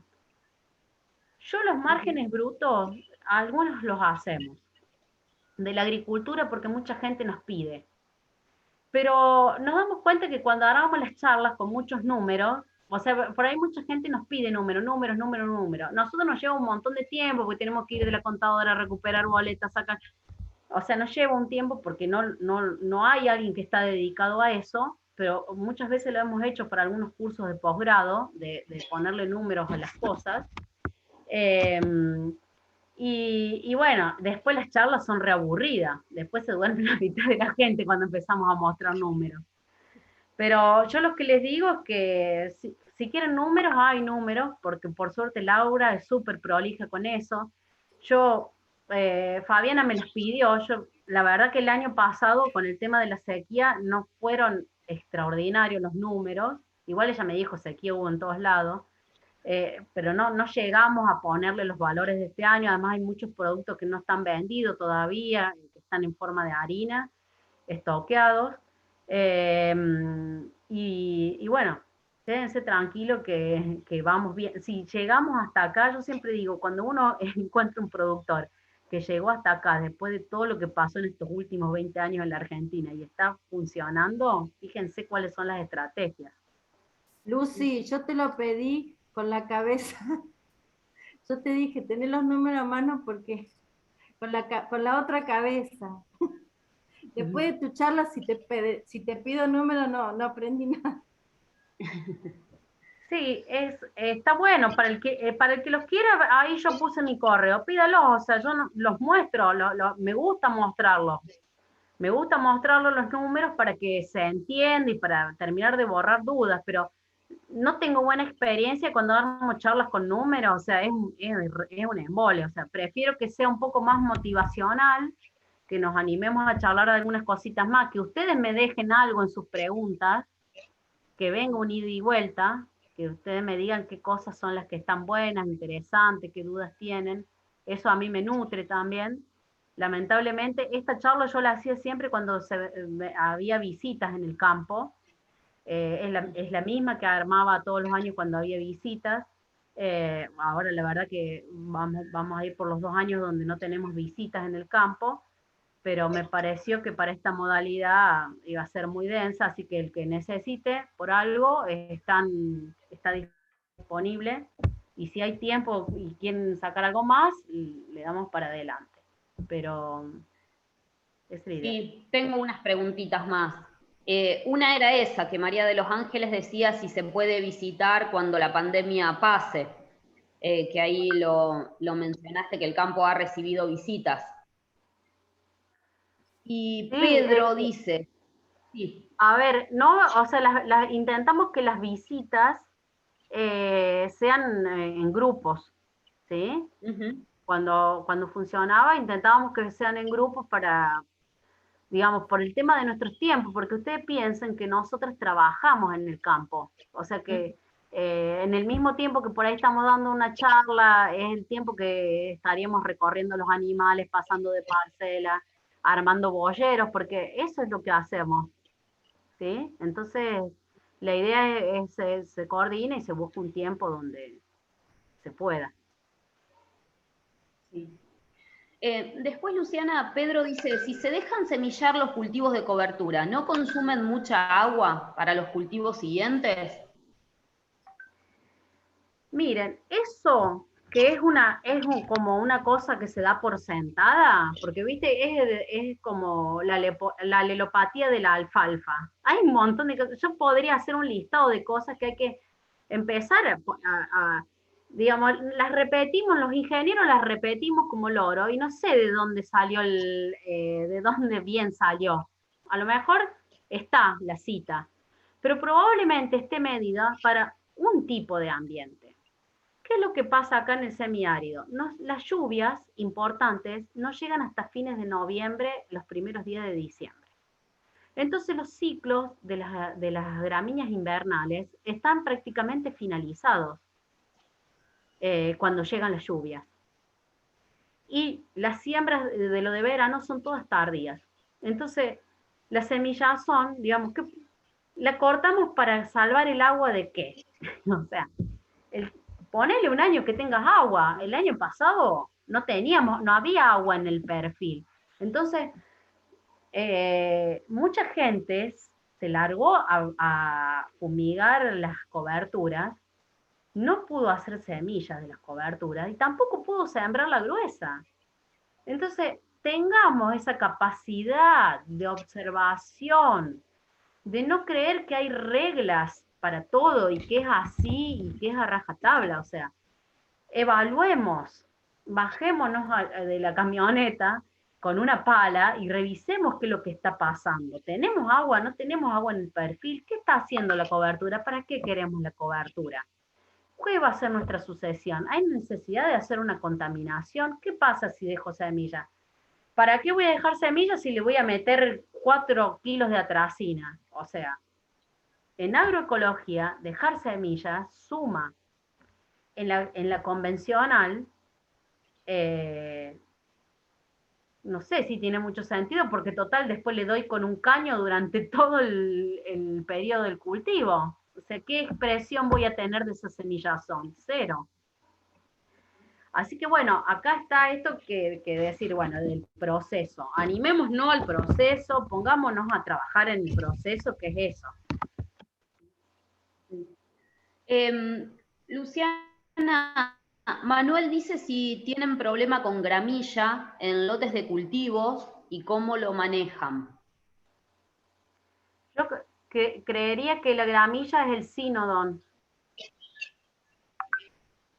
Bueno, vamos a Sí, suponer para que mí la también gramilla, es. es el perenne, que es el sinodon. Bueno, a ver, ¿qué es el sinodon? El sinodon es una expresión del deterioro de la capacidad productiva de los pastizales, digamos, es una exótica que se introdujo cuando nuestros pastizales dejaron de producir, se acrecentó la gravedad con el sobrepastoreo y con el uso de labores como el disco o la arada, que se hicieron esos tremendos gramonales, pero no obstante, esa situación, nosotros tenemos medido el lote, la cantidad de materia orgánica, los lotes que tienen gramón tienen un punto y medio más materia orgánica que los que están en siembra directa y que están, digamos, los gramones que están afectados a ganadería. Nosotros dentro del manejo del gramón, para nosotros es una especie deseada, de estas que cubren los nichos que en algunos lotes, por no tener más sinodon, yo estoy usando algunas megatérmicas. Estamos midiendo la productividad del sinodon con manejo y la verdad que están a la par que cualquier megatérmica, con una muchísima mejor adaptación. Y nos está pasando, que eso lo estamos viendo, que hoy las rotaciones en los lotes que están con el Cynodon, que pasan a veces pasar significa que boleamos y cubrimos el nicho después de las heladas con especies invernales, nos da una estructura extraordinaria en la fertilidad del suelo y en la capacidad de conservar humedad para que se desarrollen las especies invernales. Entonces, ¿hay problemas? No, para nosotros hoy es una especie deseada. Es una especie deseada con manejo. Para la agricultura, para hacer, digamos, cereales, yo les conté, o sea, siempre es oportunista. Eh, Dentro de las cosas de manejo que tenemos con el Cynodon es que sabemos que tenemos esta distribución totalmente errática de las lluvias y que probablemente para hacer labores, para deprimirlo, usamos los periodos secos. Entonces, si queremos rotar con una agricultura, usamos esos periodos secos para exponer las raíces, deprimimos, no, o sea, deprimir significa que va a seguir estando, pero no en la dominancia que estaba, y en función de eso sí hacemos un cultivo agrícola.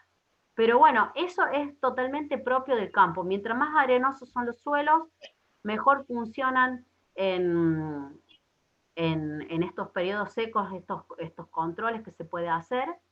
Y en los lugares donde no queremos deprimirlo, lo que hacemos es no lo molestamos en esos eventos de calores extremos. Entonces, bueno, hay que aprender a manejarlo, la convivencia y el manejo.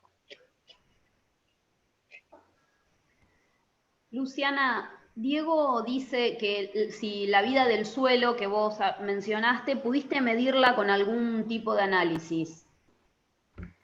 Yo cuando arranqué, no, lo que tenemos son algunos análisis de materia orgánica que son muy recientes, que han dado bien, y lo que hacemos es comparamos con cartas de suelos históricas. Las partes por millón de fósforo son muy buenas, pero no nos centramos mucho en eso. A mí lo que me interesa ver, lo que me interesa sentir más que ver, que eso es una experiencia que hacemos mucho en las visitas, que es caminarlo al campo.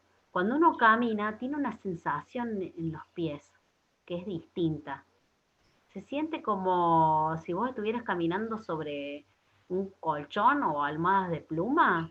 ¿Viste cuando te pasa eso? ¿Viste? Ves y, mirá vos, qué bárbaro esto. Es una sensación muy agradable. Incluso suelo terminar las visitas tirándonos en el pasto, que la gente se lleve esa sensación de tirarse en el pasto, de hacer ese disfrute del contacto con el suelo. Y bueno, y esto de clavar una pala o hacer una calicata, llegar hasta el metro y medio y encontrar colonias de hormigas, por ejemplo, al metro y medio, o bolitas de escarabajos enterradas. O sea, cuando vos, te digo que las calicatas las hacemos cuando vienen los universitarios jóvenes, pobres siempre le toca hacer las calicatas. Y siempre es la misma expresión de asombro, o sea, ver, hay una medida que es la de, digamos que si vos tenés una carga de 2,5 vacas arriba del campo, en el suelo deberías tener esa biomasa en microorganismos. O sea, piensen, en 2,5 vacas serían 1.200 kilos de carne arriba que hay, tendría que tener lo mismo en microbiología abajo. Entonces, eso es que un suelo esté vivo. Dimensionenlo así, es así de brutal la imagen de un suelo vivo. Luciana, Juan Martín dice, ¿qué diferencia ves con respecto a tus vecinos convencionales a nivel social, comunitario y ambiental? Bueno, ambiental, o sea, ambiental es tremendo, porque lo otro es un páramo. Incluso me pasa que nos paramos en la línea del alambrado y ya, o sea, como la erosión se da en manto, y los lotes de agricultura están muy compactados, se notan hasta más bajos los lotes del vecino. Es una cosa que salta a la vista con 15 años, o sea, no es tanto. Es terrible. O sea, por ejemplo, el camino que da, es lindero al campo, está siempre espectacular, no hace falta arreglarlo. Y el camino donde termina el campo, que ya empieza a haber mucha escorrentía, tenés cárcavas en lo que son las cunetas, y los caminos hay que hacerlos nuevos 2 veces al año. Eh, cuando llueve mucho, ahí da la impresión que llueve poco porque no hay charcos. Cuando llueve poco, los vecinos dicen que llueve más en mi campo, porque está todo más verde. Y claro, sí hay más agua, porque hay más agua en el suelo, claro que hay más agua. De todas maneras, todos dicen que yo tengo suerte, que es suerte. Bueno, en todo caso la agroecología trae suerte, pero es más agua. La esponja está ahí. Y con lo social, a mí me sorprende, por ejemplo, que los trabajadores vienen a trabajar con sus familias. Había siempre mucha gente dando vuelta, y el 25 de mayo me llamó la atención porque vinieron todos a trabajar y era feriado. Y vinieron con las familias, y cuando quisimos acordar había como 3 asaditos en el cuadro de la casa. Y dijimos, sí, si nos juntamos tenemos que armar un espacio recreativo. La gente viene a laburar como si viniera de picnic al campo, o sea, y eso en la energía en el trabajo es re lindo, es hermoso, cuando te pasan esas cosas, ¿viste? Te hace dar unas ganas de salir a trabajar, que está buenísimo, y es la misma gana que tiene el resto. Y lo otro no pasa nada, o sea, pasa algo cuando van a sembrar la soja y pasa algo cuando van a cosechar. No sé qué me quedó suelto. Luciana, ya para ir finalizando, te dejo una preguntita, ya para ir cerrando este encuentro. Benjamín dice, ¿por dónde pensás seguir acrecentando la perennidad de tu producción? ¿Qué otros cultivos pensás incorporar como perennes? Y Fernando hablaba de la continuación generacional de las familias rurales en el campo. Con esas dos ya cerramos. A ver, ¿por dónde vamos creciendo? ¿Por dónde vamos a seguir creciendo con la perenización? Vamos por lo autóctono. O sea, yo sé que el Cenchrus ciliaris, que es la cola de zorro, tiene una cantidad de proteína después de helado que mejora cualquier digitaria aerianta. Entonces hoy estamos largamos las vacas a la calle para que junten abrojo y lo traigan al campo. A ver, yo lo que noto es que no tenemos mucha información sobre las especies autóctonas, o es muy difícil conseguirla en la valoración como forrajeras. Y entonces estamos ahí explorando un montón de leguminosas que están apareciendo, que son del pastizal, que aparecen muy poquitas, las llevamos a la huerta, las reproducimos, pero vamos por ese lado porque la característica que tiene nuestro lugar, de donde hay ambientes tan extremos en distintos momentos del año, es muy difícil dar con una especie cultivada que cubra todos esos requerimientos, o que se exprese durante 6 años, desaparezca y después vuelva a aparecer los próximos 6 años húmedos o los próximos 6 años secos. Casi que la composición florística es distinta. Entonces, yo voy a seguir por ahí, sigo por ahí hasta donde no me va a alcanzar la vida para seguir por ahí, pero es para tomar en conciencia que no hay nada mejor, o sea, mientras tanto podemos ir mejorando con lo cultivado, pero que tenemos que llegar a tener por lo menos una parte del piso productivo cubierta con especies nativas. Y después la otra pregunta, Cele. Lo de la cuestión generacional. ¿Cómo ves la continuación generacional de las familias rurales en el campo? Bueno, ay, que es re compleja esta pregunta. Yo algo que estoy notando es que probablemente eso digamos nosotros conocemos, que lo que había sido, o que yo conocí como el campo de los 90, de los 80, de los 90, donde había familias ahí produciendo en el campo y eso, esa gente probablemente no vuelva más al campo.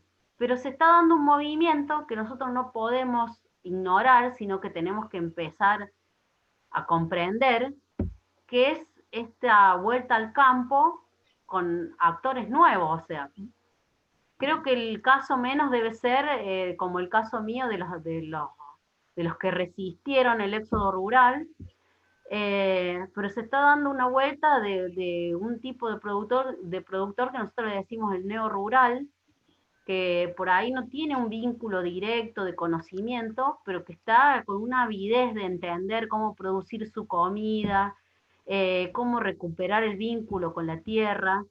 Eh, y bueno, y eso es un hecho real, eso nosotros lo vemos en los grupos de productores, vemos que hay familias jóvenes que se están sumando a este movimiento, y alguno que se anima a intentar recuperar, ¿no?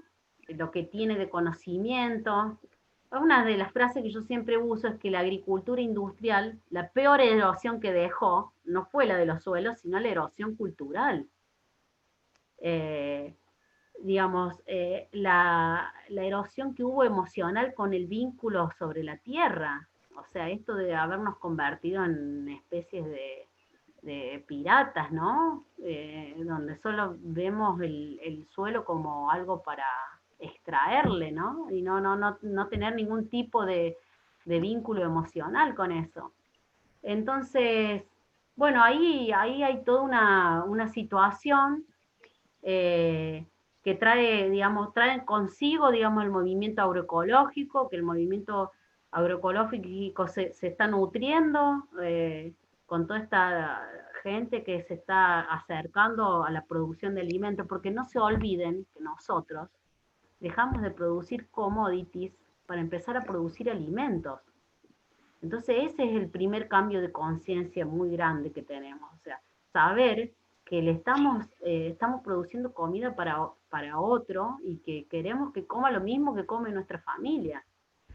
Y ese es un cambio muy fuerte, digamos, en la lógica. Y es muy difícil que se dé digamos, se dé una transición generacional como uno se podría imaginar eh, que se daría como se vino dando siempre en el campo, ¿no? Así que creo que ahí hay todo un rumbo que se va a ir marcando con el tiempo, donde se mezcla lo tradicional con lo nuevo. Y yo, la verdad, si me preguntaban hace 5 años atrás qué iba a pasar con la agroecología, nunca me hubiera imaginado esto. Si me hubieran preguntado al inicio de la pandemia qué iba a pasar con la agroecología, les iba a decir, y se va a desinflar, porque esto tiene mucho que ver con el contacto, con el conocer, con la visita, y la verdad es que nos superó la demanda, o sea, la gente, el que tiene, digamos, todavía un poquito de capacidad de comprensión de lo que está sucediendo, entiende que es el camino, por amor o por espanto. Como alguien dijo una vez, alguna vez leí una nota que es así: o llegas a la agroecología porque los números no te dan más y porque este sistema realmente se cae a pedazos, eh, llegás por el espanto o llegás por el amor que tenés a la tierra. O sea, esta situación de encontrar estos paisajes destruidos, los paisajes están destruidos en el campo, esa destrucción del paisaje que nos afecta, nos atraviesa directamente, y hay mucha gente que le toca eso. O sea, entrar a una tapera y ver los árboles doblados de la cantidad de herbicida que tienen, es una situación normal. La hemos normalizado en el campo.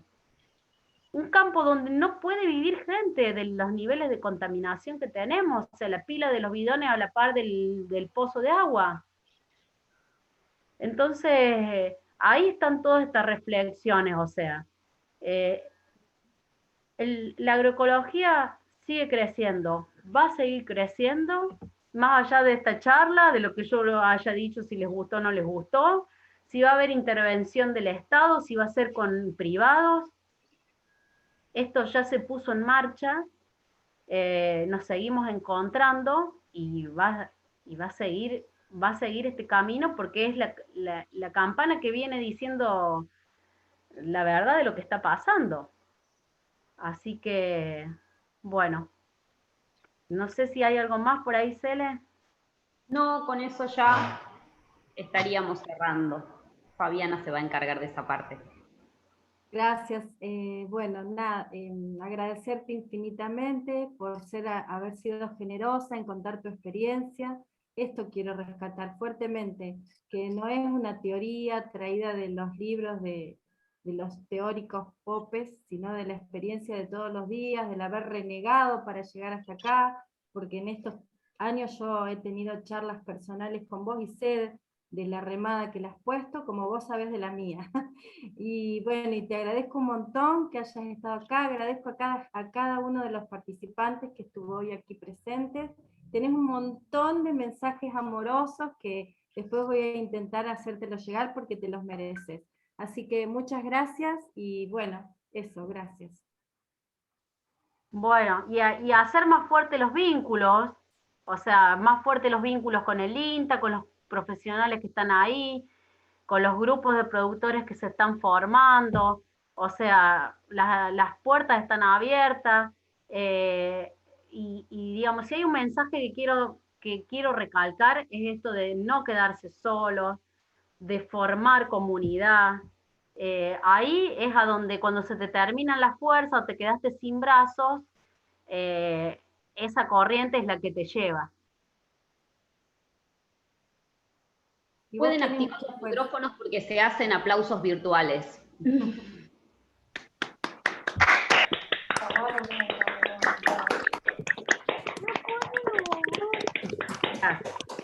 Rosa. Excelente.